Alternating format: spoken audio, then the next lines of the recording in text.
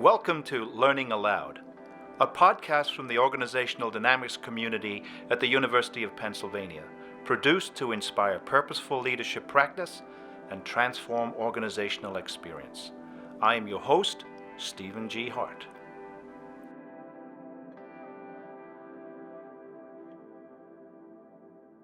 My guest today is Zach Davis. Zach hails from Chadsford and is currently putting the finishing touches on his master's degree from UPenn in organizational dynamics. Zach is a passionate outdoorsman and father. He spends as much time as possible outdoors, typically with a fishing rod, hiking boots, pair of skis, or other sports equipment in tow. He's active in scouting and coaching sports with his two sons, loves to travel, and has logged quite a few miles running this year. After 15 years building a sales team, leading organizational change initiatives, and developing people, Zach embarked on a professional sabbatical, leaving behind the familiar for the unknown, learning a tremendous amount about himself in the process. Zach stopped by our studio today to discuss his unique plans for finishing his degree and sharing what he's learned about himself on his current sabbatical, which will also be the subject of his capstone. Welcome to the podcast, Zach. Thanks a lot. It's great to be here. So I'm very excited about having you as my guest today because the story you're about to tell me hasn't ended yet. There's much more yet to be revealed in the months ahead that even you don't know. So tell me how your sabbatical came about and where you are now in that journey. Sure thing. Well, so my sabbatical started earlier this year, the result of this perfectly crafted and sculpted plan that I had, and I've been executing it methodically over the last couple of days and weeks. And no, that's yes, I don't think so. Furthest from the truth. It's not my memory of what you're on here. Yes. So, the timing of this is great because right about just about a year ago, my company that I'd worked for 15 plus years put something in front of us as the management employees, and they offered a voluntary separation program, and we had no idea that it was coming. It was kind of came out of the blue, and interestingly enough, I first heard about it on a planned day off that I had.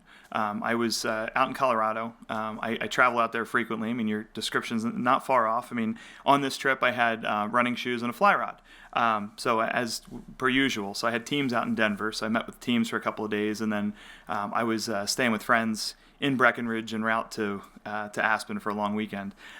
So one of my mentors in my career was famous for not letting conference calls get in the way of his recreation.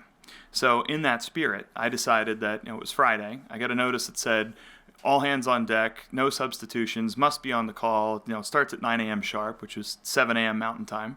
I said, you know what? I had planned to be fishing Friday morning. So I said, I'm still going to be fishing Friday morning. I took the call from the stream.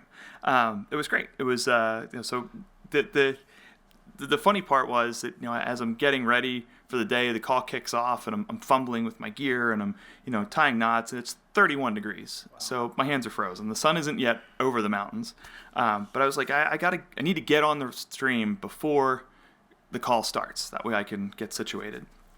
But just something about the call wasn't, it started off kind of very, very choppy, and then they hit us right away. They said, well, we're going to offer this voluntary separation program. Immediately, I was like, well, that's cool. I'm like, that's for somebody else. That's not me. Yes. No, it's not for me. And the first part of the call is I'm listening and I'm fumbling and I'm doing two things really poorly. I'm barely paying attention to the call. I'm throwing my tackle into trees. I'm scaring fish away. I'm miserable. I'm on my day off. I'm like, this is crazy. Here I am. I'm in the mountains. This is gorgeous, and the plan's gone all to hell. So I as the call progressed, I kind of let my mind wander a little bit. I started to have these thoughts around. I'm like, well, what if? What if I do take it? What would I do at that time? And it was really interesting because as that started to happen, it was kind of, coincidental. I also caught my first fish, a whopper of all of like 4 inches. It was a native brown trout, which is that's even a little guy. If they're native, they're fun to catch. Any diehard fisherman will tell you that. The size doesn't matter if they're native fish. But the more I fished, the more I listened to the call, the more I kind of let my mind wander. It was all those everything kind of came together. I had thoughts about what I could do. I had the fish started biting. I started catching fish, listening to the call, going back and forth, and then all of a sudden, I hear this series of beeps. It's the telltale WebEx calls over. Everybody's bailing. Boop, boop, boop, boop, boop. Yes, I'm like, oh, call's over. I mean, I just completely was lost in thought. So I left the stream and I went back and I mentioned something to my wife and to my friends. And my wife's first reaction was, great, so where do you sign? And I'm still in this mode of like, well, what are you talking about? Where do I sign? Like, no, this isn't for me. I hadn't thought, I was spent most of my career there. I mean, there was a lot of challenge in the different positions I had. I had built a family. I had built I liked where I worked. And so, I started to kind of allow myself to think through that over those couple of days. And then, that last fall I was also involved in a course on campus. And I got to talk to some people. One of the best parts about this program overall has just been the network of people.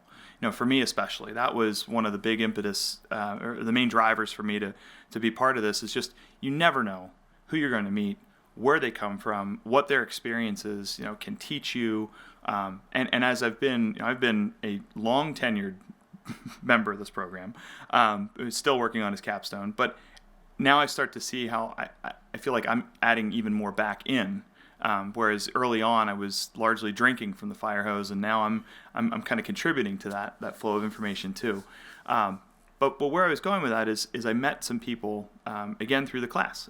Folks that were strangers before day one, but we met at dinner. We were talking about, and then I was directed to one of their posts that they'd made on LinkedIn, and the quote from Chris really stuck with me, and it said. I wasn't unhappy, but I wasn't happy either. And I would, like that has stuck with me throughout this. I mean, that's the whole thing. So then, as we spent some more time, and we've spent a lot of time throughout this program, talking about how do you build strong organizations? How do you engage with employees? How do you connect with people? And I started to look more and more about my own relationship and my own engagement within my company, and saying, is this as good as it could be? Right? Am I potentially settling for something? Am I maybe painting a rosier picture in my head than what's really playing out? So it really kind of forced me to look deeper at my relationship with my company and my job and my profession, and it really helped. It allowed me to look at the prospect of volunteering as a little more openly, a little more objectively, as something that I could do. And it was interesting that this process was very regimented. You had 60 days. From the time they had this call, we had a 60-day period where we could decide: are we going to raise our hand or are we not? And then from that, you had a 10-day. Oops, never mind. I'll pull it back. So you really, November 17th was the okay. Whatever you've done. You're locked in, and we'll tell you on December 10th. So it was agonizing over that period of time, just that uncertainty, of not knowing, of, the what ifs just kind of ate away at me, completely. And then on December 10th, I found out I had been accepted, and you had 3 exit dates. That was part of the anxiety. You didn't get to choose your exit date. You're either out at the end of the year, first quarter, or second quarter. I was like, well, if I had my druthers, I'd love to be accepted out at the end of the first quarter. That's what I got. And I can say immediately the first couple of weeks after that was really relaxing. It was the most. I've worked in sales my whole career. So the end of the year is always, we are very 30-day sales cycle driven. End of month, end of quarter, end of year, all stressful times. End of year especially, because everybody's taking time off and whatnot. But I one of the things that helped drive me too was this. There's this prevailing culture at work. We get to the end of the year, and you have people walking around the office saying, "Oh, we only have 10 days of work left. I've got 15 days of vacation." Almost wearing it like a badge of honor. And it wasn't everybody, but it was enough. It was fairly prevalent. It wasn't forced down, but it was this thing. People were like, I'm dedicated to the company. I give my all, and I always looked at that actually the exact opposite, because my philosophy was always I tried to work hard so that I could play hard. And I was the guy the opposite. I was like, I only have 3 days of vacation left, and I know I've got 5 days worth of stuff planned in December. Where am I gonna how am I gonna fit all this stuff in? So those kinds of things, that kind of work-life balance stuff, really started to eat at me. And I think even when I volunteered, I don't think I really had a good idea of what I was going to do. Right. Right. So you were kind of letting go of all the familiar things around you, and sort of struggling a little bit mentally and emotionally, perhaps, with this critical decision, because it's not just you; it's your family, and that's right, and all the other things that and your sort of the contribution so far to your work. Yep. And it was the breadwinner at home. And my wife also works. We've got we're very fortunate, and that's always been that's always been a good thing. And we've had a, but that's also been part of my identity for 15 years. That I've been this guy that works at this company, and what does that look like if that's no longer my identity, and does that matter? Or does it not? It's all these things. So even raising my hand, it was like, okay, I got it. I guess I better figure out what I want to do with it. Well, one of the things you're going to do with it, I know, is talk about it in your capstone project, right? But that wasn't your original plan, was it, to do that? So tell me how this new plan evolved for you. So this is like the new plan version, like 4.0. I think that I could be on the poster for the program as to what not to do with your capstone, because I was the guy they warned people about. They said, don't take 11 classes and do the capstone as your 12th and try and finish it, because it's hard. Things get in the way, and it can drag out. It's like, it's not going to be me. So I took the capstone. I think I had about 8 courses done. Took the capstone class, had an idea, but I never really felt throughout I felt that the capstone needed to be this silver bullet idea. Needed to be this grand thing that no one had ever thought of. The big finish. Yeah, and this your life's work all coming together. Yeah. This amazing thing that this the clouds part, and I'm gonna share this wisdom with the world. And that's being a little bit facetious, but that's also how I held the regard I held some of the ideas that my colleagues had, some of their projects. It was like, holy cow, like this is some impressive stuff. I don't have that. Like I felt that I just didn't have that unique thing, that unique perspective, and I think that's why it took 2 or 3 reboots. It never stuck. It wasn't genuine. It wasn't something I really believed in or was really passionate about. So I think the project failed a couple of times because I was concerned about the project, the credential, achieving, right? So that I do this, so then I can say, boom, I got my master's degree. I got this piece of paper on the wall that says I'm a smart guy. That's what I need to do right now. And I think that really kind of clouded my judgment, clouded my perspective, and I, now looking back on that, I know that it failed because I didn't have. If I'm not passionate about something, I can't be successful in it. I mean, I can do a point. I can roll my sleeves up. I can get my hands dirty. I can muscle it through. But a lot of that, kind of looking back to at different points of time in my working career, it's like, well, maybe that's why I wasn't fully engaged. I wasn't really passionate about what we were doing. Now, I got it done. We got results, but there was something missing. There was a piece missing.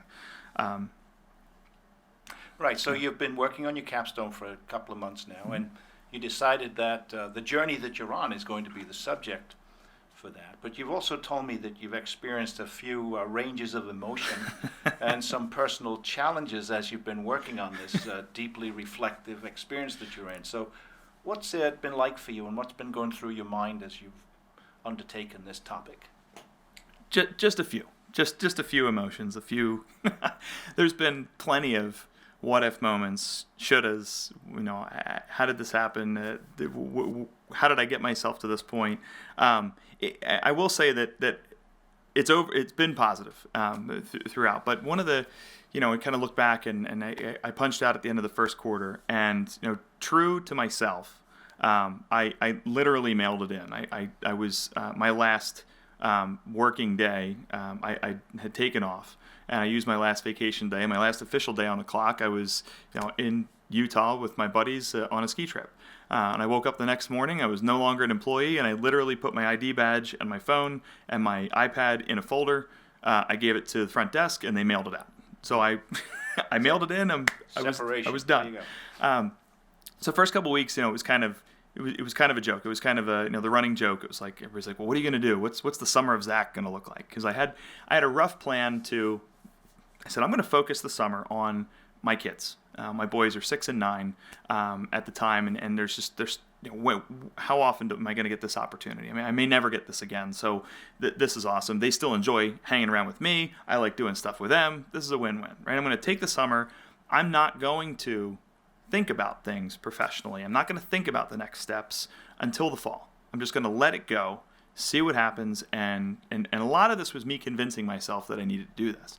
And at first I was like, oh, this is a great plan. Then I found myself like end of April, early May timeframe. I was waking up in cold sweat, 2, 3 in the morning. Waking up, I'm like, I'm not getting the most out of this time. I'm not maximizing this thing that I've been doing. I'm squandering. There's all this missed opportunity. Here I have this great amount of time. I should be doing blah, blah, blah with it. And I finally was like, you gotta knock this off. Like this is crazy. Like this is just, I don't do slow well. I need to be busy. The more things I have, the more plates I'm juggling, the better I am at all those things. Now there's a tipping point. There's, I get to, if it's 5 or 6 things, then maybe I'm stretched too thin. But, I don't do single-threaded well. I don't do slow down and relax well. So there was a fair amount of deprogramming that had to take place for me to just get out of that mindset of it's okay to wake up in the morning and just make a cup of coffee and take the dog for a walk and not know what you're going to do at 10 o'clock in the morning. And not feel guilty about it. And go to bed that night right. And not think about, okay, so did I get those 3 things crossed off the list? What about the 7 things on the list for tomorrow? Like I'm a list guy. So I have, my paper planner with my list of stuff. And, I had to stop doing that because I'm like, here I am putting things on a list. I'm not getting them done. I'm stressing myself out. This is nuts. So I focused a lot more. I started reading a lot more because one of the things I would do when I was actively engaged in classes is I wouldn't let myself read for fun because there was so much reading for class that needed to be done. So I was like, have to do this, have to buckle down, have to squeeze this in, and it didn't work that well. So I read a lot. I got a lot of inspiration from different things that I had read along the way. But I also, the summer was a mix of things for me. I took a guy's fishing trip to Montana. I went to the week at the beach with my family. I went to summer camp where my dad is still active in Scouts ever since I left as a kid.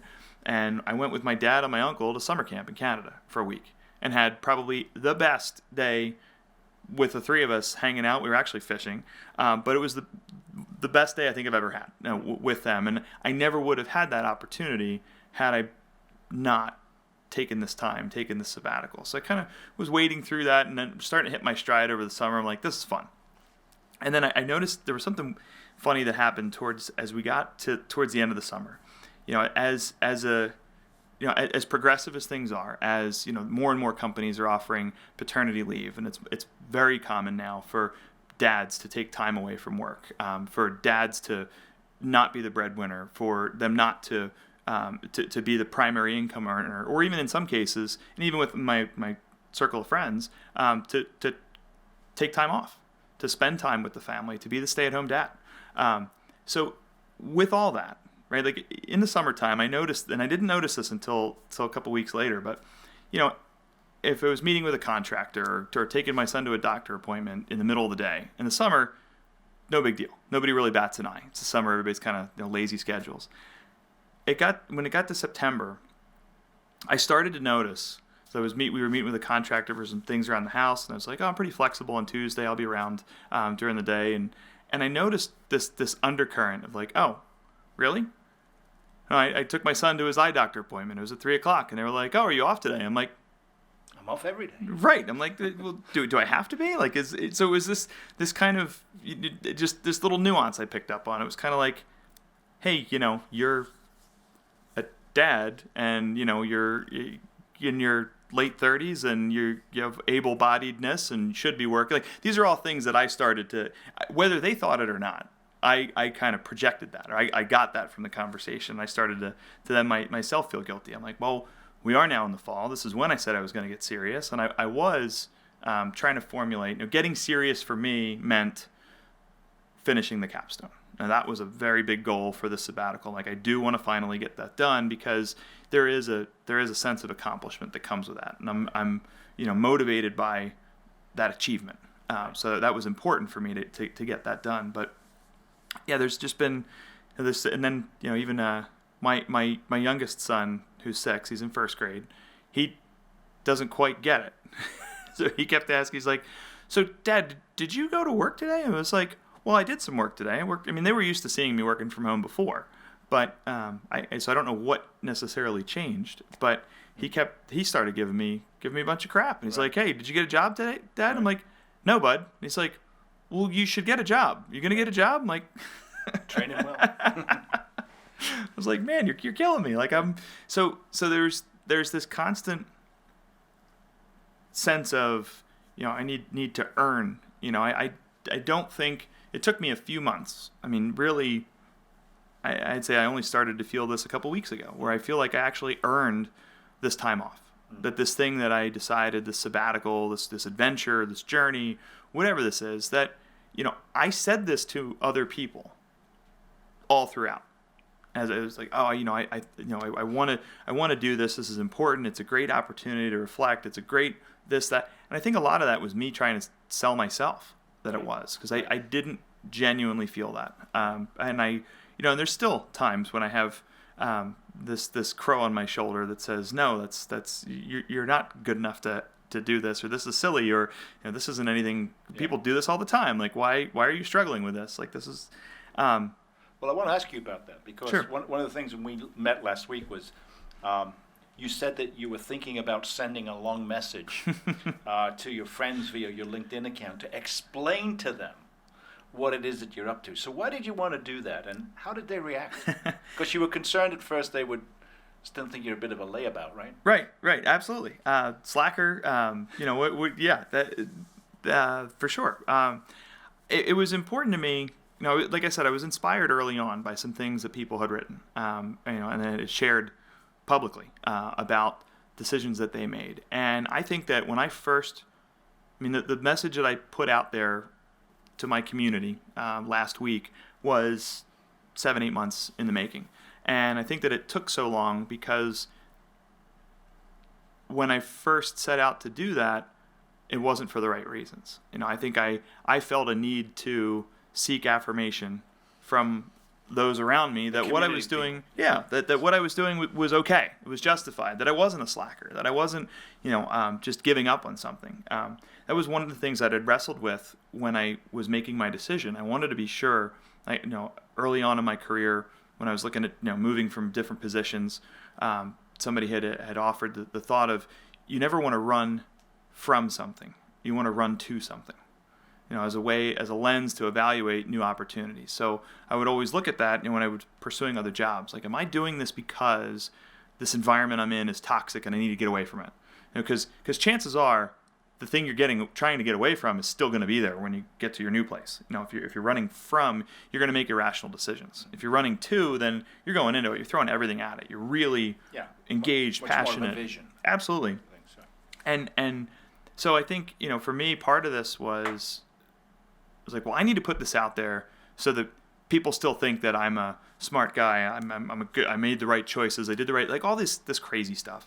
And I think that's why it took so long to manifest. It took so long for me to write it. On a similar vein, I've been running a ton the last couple of months, and I had some issues with my knee, and I was seeing a really good friend of mine who also is a physical therapist, and we were getting to the point in an August time frame about the knee wasn't getting much better, and I needed to ramp my mileage up because I was training for a marathon in October. She's like, we're going to have to get to a go, no-go at some point. Like, if you can't get to the mileage to train, then you may want to think about backing out of that. And the thought of backing out, of giving up, just like horrified me. And I just kind of stared back at her, like I'm staring at you now. I'm like, no. And she's like, she just made a comment in passing. She's like, Zach, you're still a good person even if you don't run a marathon. And I was like, well, what does that have anything? And then that's, so that kind of parallels my experience with sharing this message with my community. And I sat down and I knocked it out in about an hour's time, and I made like one revision, and then I posted it out there and I shared it last week. And I realized I was able to do that because I wasn't sharing it because I didn't want the attaboys. I didn't want high fives. I didn't want the "you did the right thing" and "you're so great." It wasn't about that for me. It was just about, I thought back to when I read a post that somebody made, it inspired me to think about things differently. And that led me to this place here that I never even saw back when I first read that. So I was like, you know what? Maybe it would be helpful for others to share that. Especially going back to the culture, not just in my workplace, but in a lot of workplaces around the badge of honor of working hard. And I by no means do I advocate not working hard. But I work hard for what?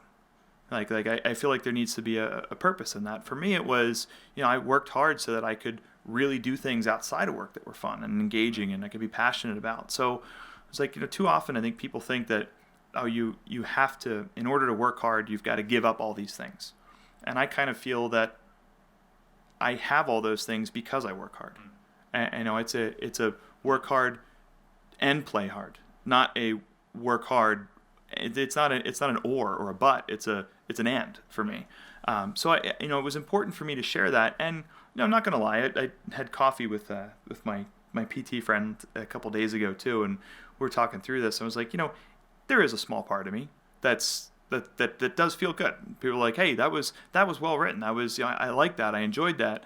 What meant more to me was the people that reached out individually. I'm not counting the number of likes I racked up on LinkedIn or Facebook. I mean, that's it's kind of a silly concept, but I had a lot of people that reached out one-on-one and said, hey, I've been thinking about some stuff, and this helped. Yeah. Right. Like now I want to look at this more. Like, thanks for putting that out there. I've been, that resonated with me. I mean, that really meant a lot to me, that maybe in me sharing, I might be able to pay it forward somehow or pay back my community for supporting me.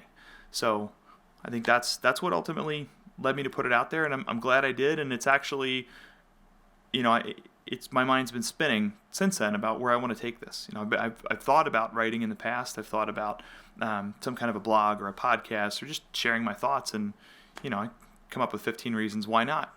And now I have that reason why. And it's been fun to sort of watch the reactions from the people that read your post. And I can tell from some of the things that they said about they were inspired, maybe a little envious in some instances, yep. But I think nonetheless, by putting yourself out there, by learning aloud, as we would say here, you are teaching others in ways and giving other people insights into things that they may not have considered themselves, and sort of making when you cause people to reflect and think about what they're doing on a day-to-day basis, you take the time to stop and take stock of things. It's not a bad thing to do for anybody, right?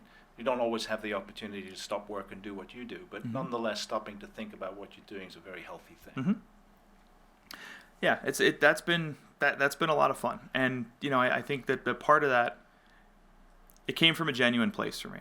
So it finally felt like, hey, this is genuine, and like it or not, I don't care. I'm sharing it, right? If you read it and it resonates, great. And I feel good if it does. If it doesn't, I don't feel bad because it doesn't. I don't feel, because I didn't put it out there. I didn't put out there to preach. I mean, it was the right choice for me in that situation and in those circumstances. It may not be the same circumstance for everybody, but I think, if nothing else, it gives you a chance to pause and reflect, and maybe it gives somebody the courage or the inspiration to do it for themselves. That'd be great. I'd be flattered if it does. Well, as I said at the beginning, your story is yet to be concluded. So let's consider this podcast part 1.